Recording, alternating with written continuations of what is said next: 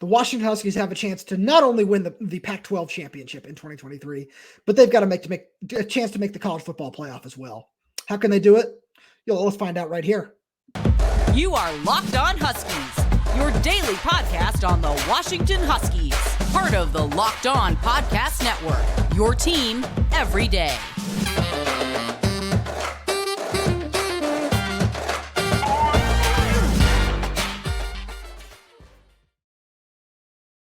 Welcome to Locked On Huskies. Thank you for making this your first watch or first listen of the day. I'm Tomashoff. That's Lars Hanson.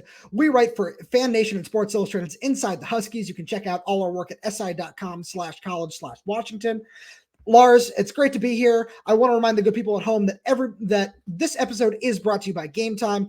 Download the Game Time app, create an account, and use code LOCKDOWNCollege for $20 off your first purchase. And Lars, today, we're going to be talking about why the Huskies can make the college football playoff, because it really doesn't seem out of the realm of possibilities for this team.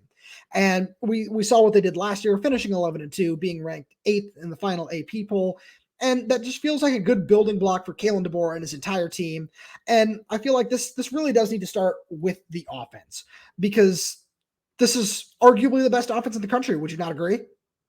Yeah, I mean, it's certainly one of the top, I think, two.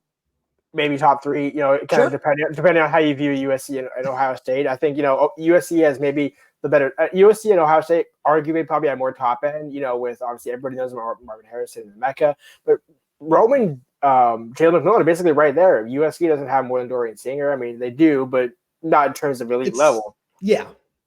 No, I like that point a lot, because I think that Washington's receiver room is the deepest in the country. And sure, Ohio State fans especially are going to argue that. I don't think that Texas really has an argument, especially behind Xavier Worthy. But I think that starting with Roman Jalen, two 1,000-yard receivers returned from a year ago, Jalen Polk, who is just as solid as they come, especially as a number 3 option. I feel like on 8 or 9 teams in the Pac-12, he might be the number 1 option, truly. And then we can talk about Jeremy Bernard and Denzel Boston. Jeremy Bernard, a sophomore transfer from Michigan State, who is just impressed throughout fall camp. He makes big plays every day. And then there's Denzel Boston, who's, done nothing as a redshirt freshman except really, truly be the most consistent, and not just consistent player on offense throughout fall camp, but made the most plays, really, in my opinion. I don't think that anyone, even including Odunze and Michael Penix, have had as good of a fall camp as Denzel Boston. I think that's probably the case. I think there may be some semantics behind that, just because they know, Roman, Jalen, they've gotten the reps, but I think but they're trying to work Jeremy and Denzel more into the program. And we saw last year, Denzel was on the field first drive against Oregon. He's on special teams. Basically, Denzel's done it all already. And I think now it's just a matter of him getting bigger, understanding the offense a little bit more, and then just taking his reps. I mean, almost taking that role that Giles Jackson had last year, where Giles only had 32 targets, but he had 30 catches. Dude didn't drop a pass. And so I think that's kind of where this offense is at, to where, hey, when your number is called, you got to catch it, because you might not get a ton of chances, and we got to keep going. No, I like that a lot. And that's something where Michael Penix does love to spread the ball around. But when we talk about spreading the ball around, the tight ends need to get involved. And, well, we probably won't touch on them a decent amount, even though they are a super talented group. The running backs really need to be talked about. And because we can talk about, losing Cam Davis for the season, which is a blow to this team for sure.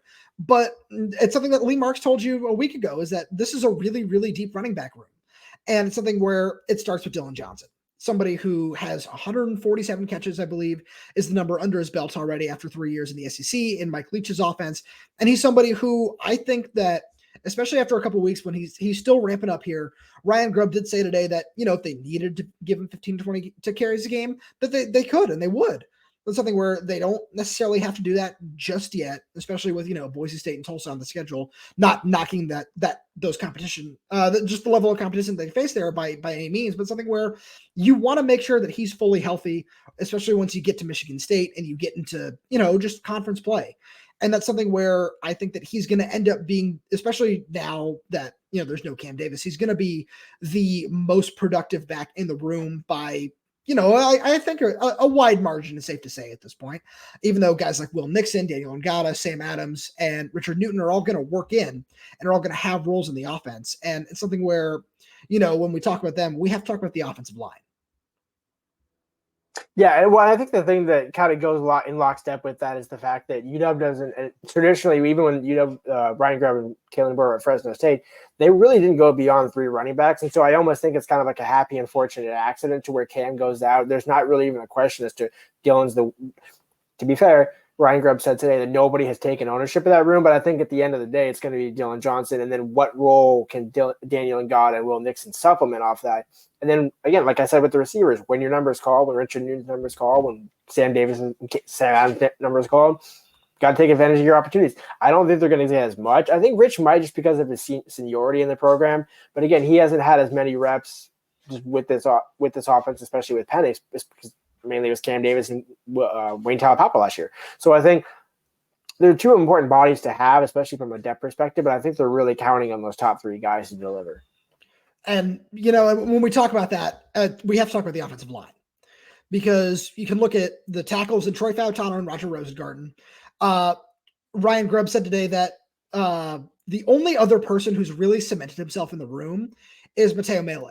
And that's not knocking Julius Bulow or Nate Caleppo, who he said are also doing a great job and they feel really happy about them, but that there are other guys that they want to work in.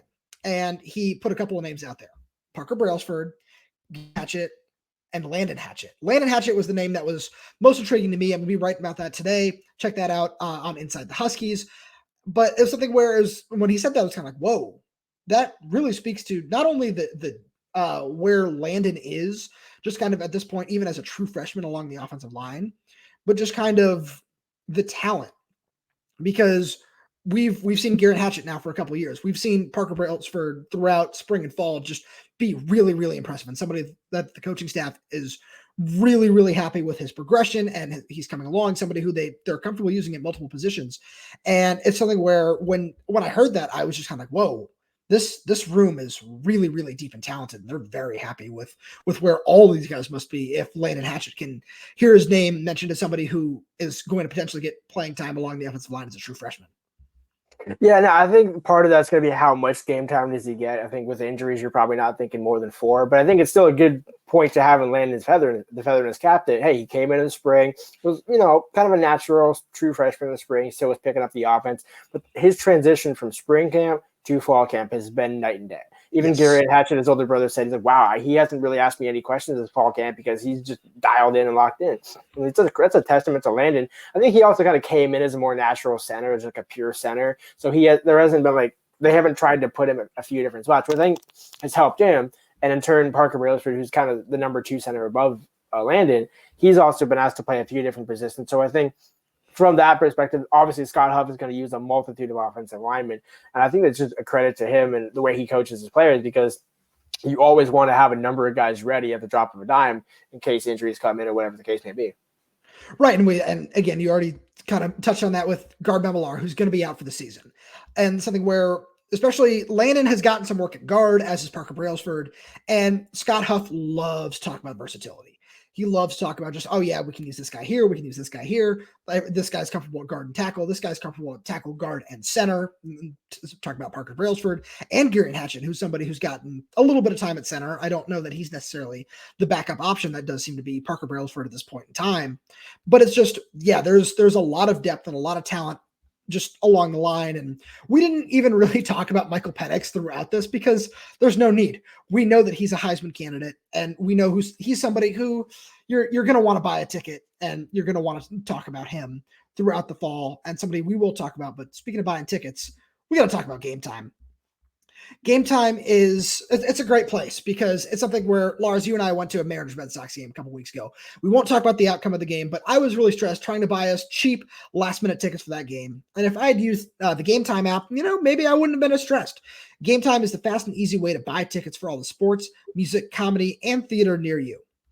It's something where, I was looking about just maybe potentially buying some tickets to the Mariners Royals series this weekend. And I browsed the Game Time app, and I was really impressed with, just the cheap prices that I can get for the flash deals. The last minute tickets are really great. I love that, you can get an image of where you can be sitting and just nice seat views. I loved all that. And that's why Game Time is the fastest growing ticket app in the country. just for those reasons. You get those images of your seat before you buy, so you know exactly what to expect when you arrive. You can buy tickets in a matter of seconds, just 2 taps and you're set. Tickets are sent directly to your phone, so you never have to dig through your email. You can snag the tickets without the stress with Game Time. Download the Game Time app, create an account, and use code LOCKEDONCollege for $20 off your first purchase. Terms apply. Again, create an account and redeem code LOCKEDONCollege for $20 off. Download Game Time today. Last-minute tickets, lowest prices, guaranteed. All right. Now it's time to talk about the defense. We've touched on it all this week. Go back and check out our shows where we talked about the edges, the defensive tackles, the linebackers, and the secondary. You want it, we've got it covered. Because now it's just time to touch on a few of those points that we've expanded on. And I kind of want to start up front with the pass rush. Let's go front to back here. Because the pass rush, we know what it's going to be for the most part. And we expect the defensive tackles to kind of make a jump forward and put a little bit more pressure on the quarterback, which is not something we saw a ton of in 2022. And, you know, we can talk about Zach Durfee and his eligibility and what that would add or detract from the room, depending on the NCAA's ruling, which is still not final. The jury is still out on that as of when we're recording on Thursday afternoon. And, you know, it's something where Bralen Trice, we know what we're getting there. Zion Tupuola-Fatui, you know what you're getting there. And it's just kind of the depth behind them. And do you think that this pass rush can produce at a level to help the Huskies get to the Pac-12 championship game?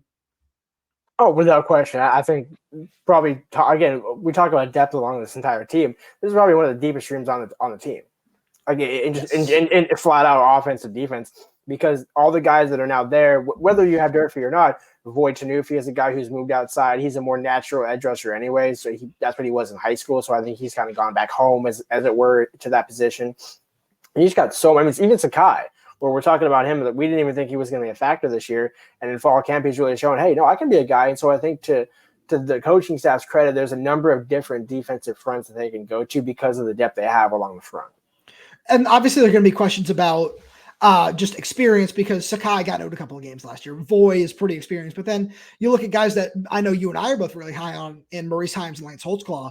They're very, very talented players, but they really don't have a ton of game reps under their belts to prove just kind of, you know, what they might be. And, you know, the same can be said for the defensive tackles, where Armand and Javon Parker are both very promising players. Javon got a decent amount of time last year. Armand didn't.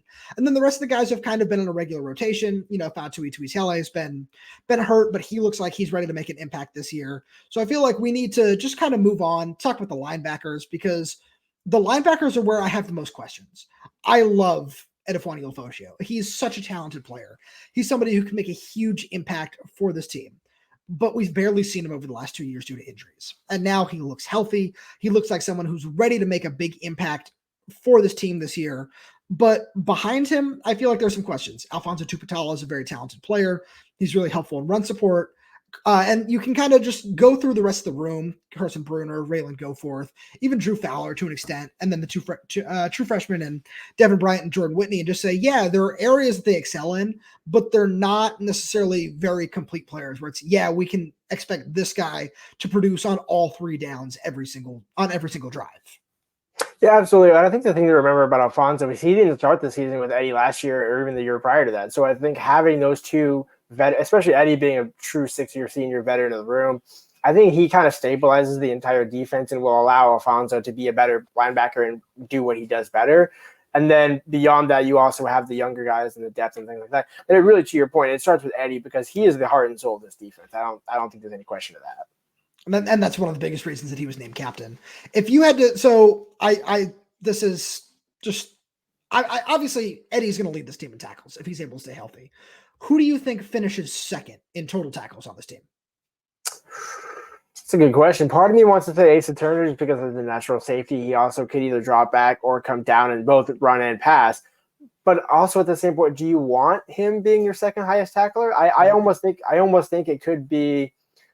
Part of me, I don't think it's going to be another linebacker. I almost wonder if it's going to be maybe a defensive lineman, just kind of naturally. Ooh. Maybe Bralen Trice is one of those guys. Because the more you start to think about it, it's either going to be a safety or a defensive lineman. Because if one of your linebackers has the leading tackles, it's not going to be the other ones right behind him. Alfonso's probably going to be 3 or 4 on that list. So I'd say either Asa or Bralen Trice.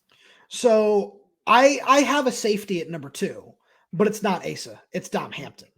I think that if there's somebody who's going to play just a little bit more run support than Asa, because Asa's got a little bit more range over the top, I think that Dom is going to be not this. I don't want to say true downhill like safety in run support because I don't want to pigeonhole him like that because he is good in pass coverage. But I feel that he's just that bigger body that's going to be a little bit more effective when it comes to shooting gaps in the run game and coming downhill and just assisting on plays. So I think that that's kind of where I would, because Asa, I just see him playing more over the top. He's the guy who helps everybody get lined up, and Dom, and that kind of frees up Dom to be able to come downhill a little bit more often and do a little bit more in run support. And, as we kind of transition into talking about the secondary here, it's something that I wrote about on Inside the Huskies just, about a month ago, and talked about how if the secondary can help just allow just 20 less yards per game for this entire defense, that it moves them from being this Husky defense ranked from being somewhere between 50 and 60 like they were in 2022 to potentially being on the verge of being a top 25 defense. The gap is that small. And I feel like that's not necessarily a huge ask for this defense.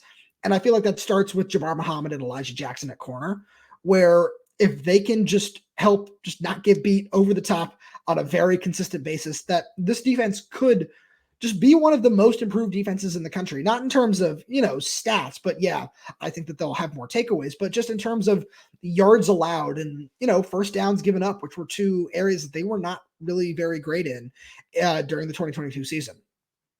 Yeah, well, I think actually to your point, I think it almost starts with getting turnovers because that's what they started in the beginning of September. Asa had 2 interceptions against Kent State. Again, it's Kent State, but they had, I believe, 5 in the month of September, and then they had 2 all the rest of the season in terms of interceptions. That cannot happen if they want to go to the Pac-12 Championship thing. Like the defense, doesn't matter who it is, whether it's Mish at nickel, whether it's Elijah or Jabbar, somebody has to force turnovers on this defense because especially, the other thing to think about, the NCAA changed the rules to where the clock doesn't stop on a first down except inside the 2 minute mark in the second and fourth quarter this year. So now that means you're going to have less drives to create chances, and the drives that you do have, you have to not only allow less yards to your point, you got to end those drives early. You right. Either got to, and again, that starts with the edges getting pressure and forcing quarterbacks to make early throws. And then, the problem that I have though is in fall camp, how many times have we seen it where they should have had at least 5 or 6 interceptions on the day, and they finished with 1.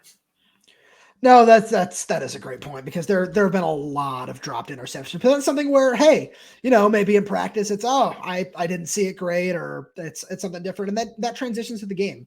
Because one thing that I think is something that we didn't see a lot of last year from this defense, and I want to wrap up because I do want to spend a decent amount of time on our third segment and just talking about what it's going to take, maybe give some predictions about what it'll take for the Huskies to make it to the Pac-12 Championship and the college football playoff. But it's something where that's still a pass breakup, which is not something that this team did very well a year ago either. So yeah, if it gets to the point where maybe they lose a couple of games, you can look at plays like that. But pass breakups is still a step forward for this defense. And maybe they'll turn into more interceptions during the season. Who knows? It's something that I talked about when talking about Grady Gross on Inside the Huskies as a kicker, where it's you don't know what that's going to be until the lights come on for the most part. Yeah, and I think that's but that also kind of brings the point to where you have such a veteran secondary. These guys should know how to do it by now. And I think that's I guess to your point, when the lights come on is when it matters. However, I think you'll ask any of the coaching staff, you got to do it in practice to do it on Saturdays, because if you can't do it on Monday through Thursday, how are you going to do it on Saturday? Now, I guess some guys, yes, we do know, wake up and they're just they're gamers, but I don't think you necessarily want to bet on that, especially for an entire season. One last thing here as we move on, I just want to remind everybody to check out the Locked On College Football Network's Ultimate College Football Preview. You can take a look at it right here on wherever you get Locked On Huskies. You can find it there. You can check out me with a couple of our other hosts talking about what the Huskies can do to win the Pac-12 championship. All right, moving on now. I just talked about it. What does it take to win the Pac-12 championship? What does it take to just make the college football playoff? I know it sounds like a stretch at times, but for this team, I think it's very possible. Lars, I want to just hand it off to you here and talk about, what it might take, or do you think that they can make the playoff?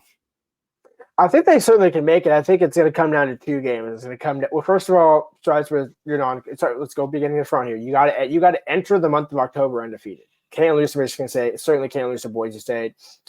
shouldn't lose, I think, the rest of the September after that. So I think they're going to – right, but again, that's always been kind of a trap game for Washington to where I think they beat Cal by a touchdown last year. And that's kind of something where, okay, yes, you still take the win, but you need to do it in convincing fashion to be a college football playoff team. You can be a top 10 team, absolutely. You can go 11-1, but you're going to be looking outside in the playoffs if you're not able to put away some of these teams in the second, third, and fourth quarters. That's kind of also where Washington didn't struggle necessarily, but we're kind of slowed up last year.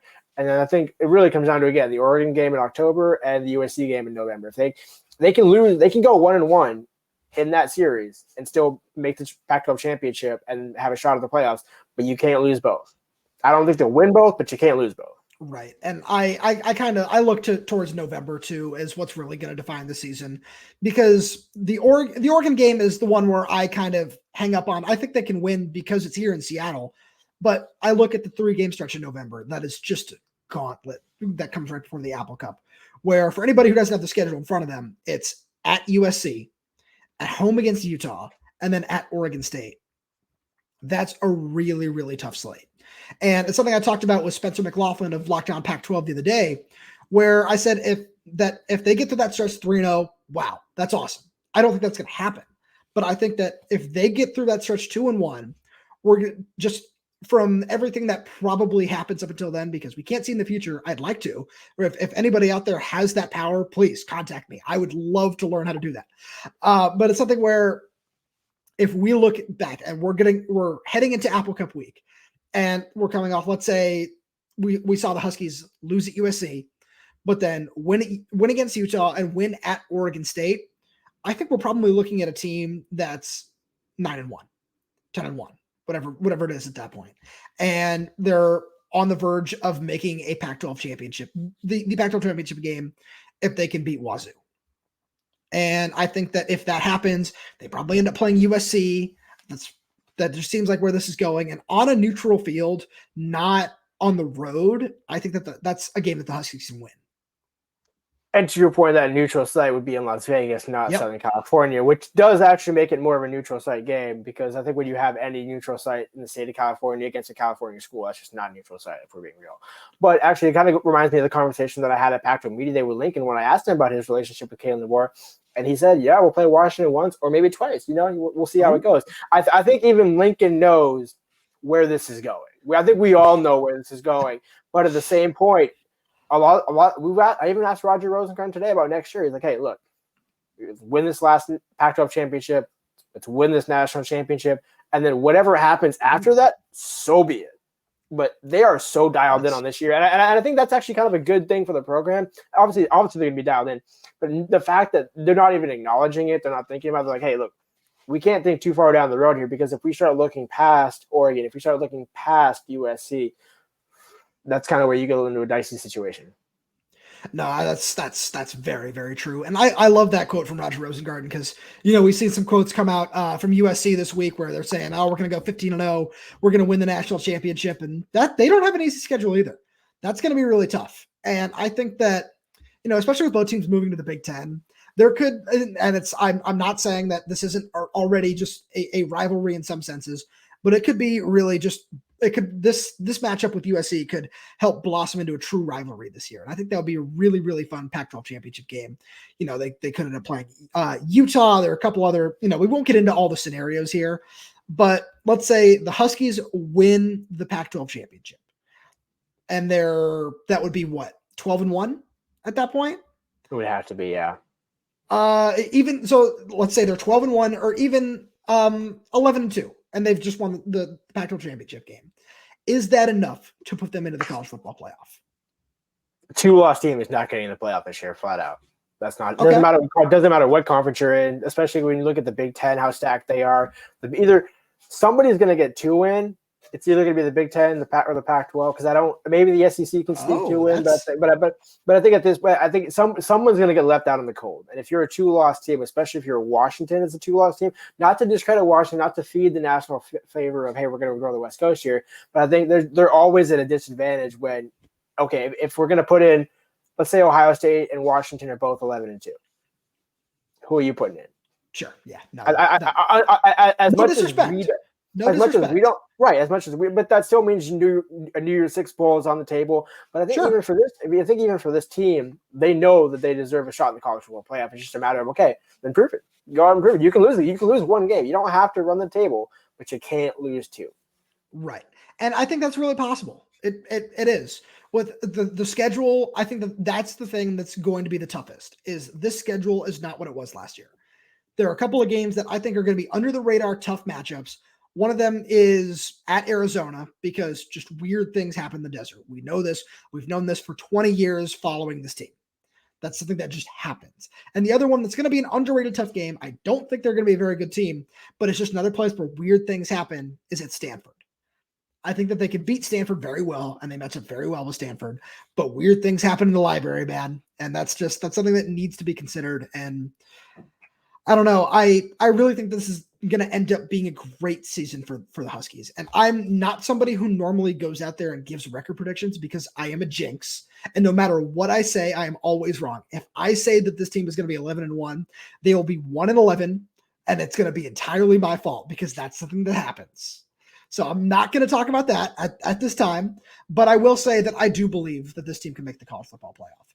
And I'm gonna give a couple predictions. I'm sure you have a couple as well. Number one is I don't know if Michael Penix wins the Heisman, but I do believe he gets invited to New York for the ceremony. And that would be a first for this Washington program. And it would just be such a great thing to put them on the map as we move into this new unforeseen Big Ten territory, which is going to do wonders for the exposure of this team and getting Penix to New York in what is in all likelihood his last year as a Husky, even though he technically has one more year of eligibility. We won't go into that. That's not happening. But it does so much for exposure. And I think this defense does take a step forward. We've seen a very similar coaching staff that Kalen DeBoer had at Fresno State be able to put together a top 25 defense in terms of yards allowed. And it's something where because we saw so many injuries on the defensive side of the ball last year, if they're able to stay healthy, that this is going to be not just a very good defense, but a very productive defense as well. Yeah, I completely agree with that. I think, again, we kind of know what the offense is going to be. I think it's just a matter of kind of maybe who has the numbers where. I think that's really the only question on the offensive side. I think my thing is for the defense, if they can force, what do you want to say, 15 turnovers, 20 turnovers? Sure. Is that a save? Probably 20. Because I think somewhere in that range, if they can do just enough to where you're winning games by 2 touchdowns or more, you're putting teams away. I think that's the thing for Washington is last year they beat Oregon State, wasn't convincing. They beat Cal, was not convincing. They beat Washington State. It took that second half to really pour the gasoline on the fire to make that result look like what it was. That necessarily, we're talking about making the playoffs. We're not talking about just winning a Pac-12 championship. We're talking about making the college football playoffs. Style points matter. Putting teams away matters. And I think that's one thing they didn't do last year. They certainly have the ability and the horses in the tank to do it. We just got to see it happen. No, absolutely. All right. Last thing here before we get out of here. Just a reminder to everybody, you got to tune in next week because it's game week. First game week of the year. I'm excited just thinking about it because it's going to feel so good to be back at Husky Stadium with just all those loyal fans in the crowd. And it's going to be so much fun to be there. But last thing here before we get out of here. And I'm going to let you answer first because I've got a couple that I want to sneak in, but I'm trying to narrow it down to one. If one person wins a national award on this team, one person, I notice how I didn't say one player, one person. It could be, best assistant coach, best offensive lineman, whatever it might be. You can include the Heisman in this category if you so choose. Who gets the award? Odunze. Ooh, okay. That's the answer I wanted to go with, but I'm glad that you went there. So please expand. Because I think Penix will obviously have the numbers. I'm just not sure if he'll have the chance to win it, but he's got the receivers to do it. And I think between the two of them, Romy's going to have the better numbers. Jalen will be up there, but I just think of the guys that you look at, the Outland Trophy's on the table, maybe the Doak Walker for Dylan Johnson. You just look at it more and more. This is all built for Rome to just go off. So I like that you went there because so I can go here. Kalen DeBoer, Coach of the Year. I feel like it's not necessarily that bold of a prediction to say that, but I think he deserves it truly. And I was honestly shocked that he didn't get more consideration for it last year. And I off the top of my head, I don't have the list in front of me. I believe it was Sonny Dykes at TCU who won it. And I'm not saying that he didn't deserve it, but what Kalen DeBoer has done with this program in just 1 year has been just incredible to watch. And I think another year, and potentially if he can do some of the things that we talked about today and help lead this team back to the college football playoff, that there is no more deserving person in the country than him to win that award. That and Brian Grubb to win the Browse Award, which I believe is the top assistant coach. Yes. Those three would be kind of pretty sure in bet. Those two especially. I did want to go there, but I wanted to give some love to Kalen because he absolutely deserves it.